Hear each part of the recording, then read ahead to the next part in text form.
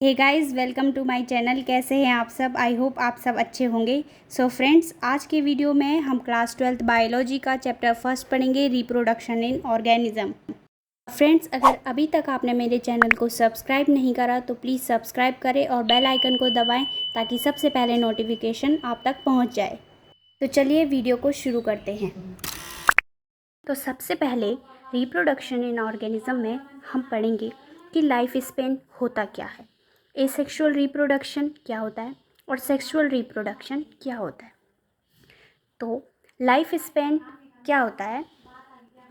The period of birth to natural death of an organism represent it life span. Means एक organism का उसके birth period से लेके उसके डेथ पीरियड तक लाइफ स्पेन कहा जाता है। It is not dependent on body size and can be on 1 day to many years। ये सिर्फ बॉडी साइज़ पे लाइफ स्पेन जो होती है वो किसी भी ऑर्गेनिज्म के बॉडी साइज़ पे डिपेंड नहीं करता है। और जो लाइफ स्पेन होता है it can be 1 day to many years, मतलब लाइफ स्पेन एक दिन का भी हो सकता है और कहीं ईयर्स तक भी लाइफ स्पेन। एग्जाम्पल अगर हम ले तो सबसे शॉर्टेस्ट लाइफ स्पेन जो होता है वो मे फ्लाई का होता है जो कि 1 day का होता है। और अगर हम लॉन्गेस्ट लाइफ स्पेन की बात करें तो सिक्वा का होता है, जिसको हम जो एक तरीके का जिम्नोस्पर्म होता है जिसको रेडवुड ट्री भी कहा जाता है। इसका लाइफ स्पेन 3000 से 4000 ईयर तक रहता है।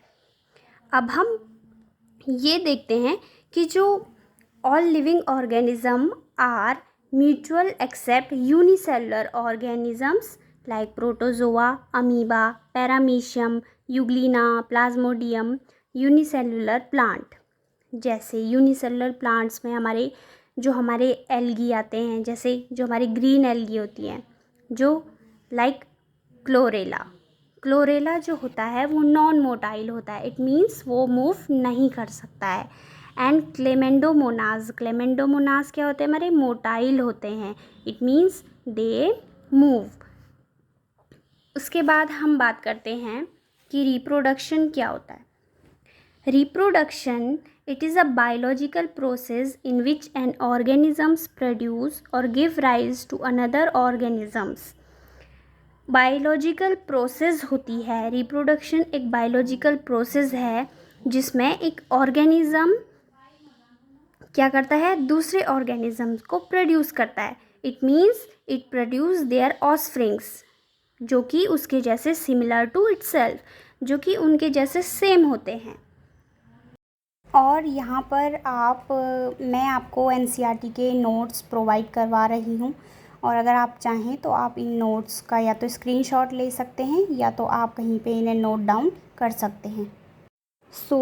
अब हम पढ़ेंगे कि जो रिप्रोडक्शन होता है it consist of various stages and maintain life from form on earth. यानी कि हमें सबसे पहले जो हमारा रिप्रोडक्शन होता है उसके लिए हमें क्या ज़रूरी है कि हमारी जो फूड चेन होती है उसका मेंटेनेंस होना बहुत ज़रूरी होता है।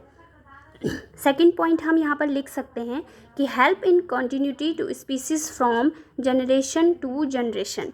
रिप्रोडक्शन का मेन जो मोटिव होता है वो ये होता है कि ये हमारी जनरेशन को आगे बढ़ाता है।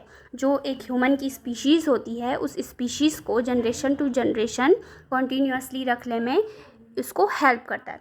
थर्ड पॉइंट हम यहाँ पर ये लिखेंगे, greater genetic variation among population for better adaptation, bracket में ओनली इन सेक्सुअल रिप्रोडक्शन।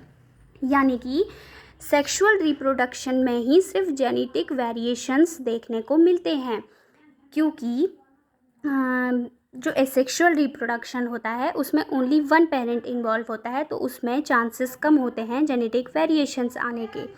इसलिए जो सेक्सुअल रिप्रोडक्शन है ओनली इन सेक्सुअल रिप्रोडक्शन में ही जेनेटिक वेरिएशन देखने को मिलता है, ताकि जो हमारी आने वाला टाइम हो और जो हमारी पॉपुलेशन हो उसमें एक बेटर अडेप्टेशन के लिए। ठीक है, कुछ फैक्टर्स होते हैं जो कि अफेक्ट करते हैं रिप्रोडक्शन को। ऐसे कौन से फैक्टर हैं? तो सबसे पहला होता है हैबिटाट। हैबिटाट एक मेन फैक्टर होता है ऑर्गेनिज्म के लिए।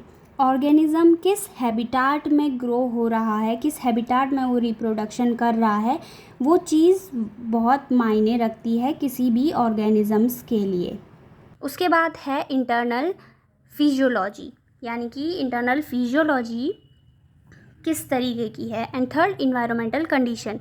अगर आपका इन्वायरमेंटल कंडीशन अच्छा नहीं होगा तो ऑब्वियसली है कि ऑर्गेनिजम्स भी उसी इन्वायरमेंट में रहेगा और वो अफेक्ट करेगा। उसके बाद अब हम बात करते हैं कि टाइप ऑफ रिप्रोडक्शन।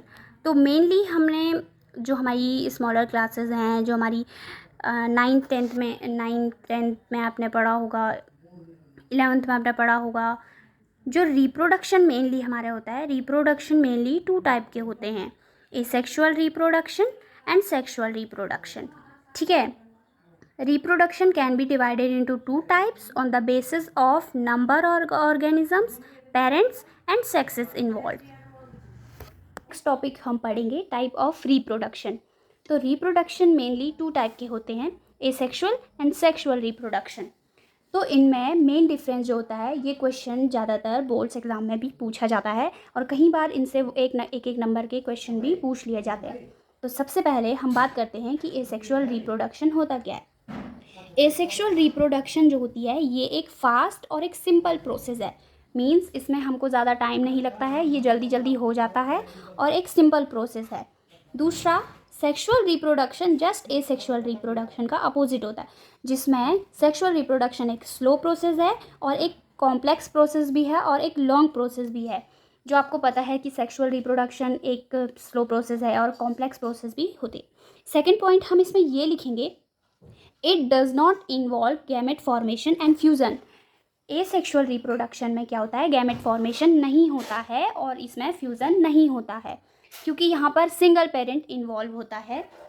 और सेकंड, अगर हम देखें सेक्सुअल रिप्रोडक्शन में, तो यहाँ पर गैमेट फॉर्मेशन होगा, जिसको गैमेटोजेनेसिस बोलते हैं, जो कि आप आगे पढ़ेंगे। और यहाँ पर फ्यूजन ऑकर होता है, क्योंकि यहाँ पर 2 पेरेंट्स इन्वॉल्व होते हैं। थर्ड पॉइंट की अगर हम बात करें तो यहाँ पर इवोल्यूशन नहीं होता है।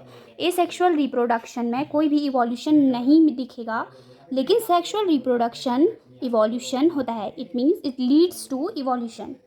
फोर्थ पॉइंट अगर हम देखें तो यहाँ पर जब कोई इवोल्यूशन नहीं हो रहा है तो फोर्थ पॉइंट क्या होगा कि ये सेम जेनेटिकल आइडेंटिकल ऑफस्प्रिंग्स होते हैं, जिनको प्योर लाइन ब्रीड भी कहा जाता है। 1 नंबर में क्वेश्चन यहाँ पर से पूछा जाता है कि प्योर लाइन ब्रीड क्या होते हैं। तो pure line breed same genetically identical offsprings होते हैं, मतलब ये सेम एग्जैक्ट कॉपी होते हैं अपने पेरेंट्स के। ठीक है, और यहाँ पर क्या होगा, सेक्सुअल में जेनेटिक हाइब्रिड होंगे, मतलब यहाँ पर वेरिएशंस दिखेंगे, ये सेम नहीं होते हैं।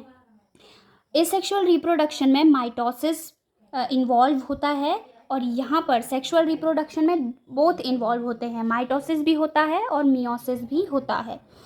एसेक्सुअल रिप्रोडक्शन जो होता है ये यूनिपेरेंटियल होता है। It means uni means single parents, यहाँ पर एक सिंगल पेरेंट ही इन्वॉल्व होगा।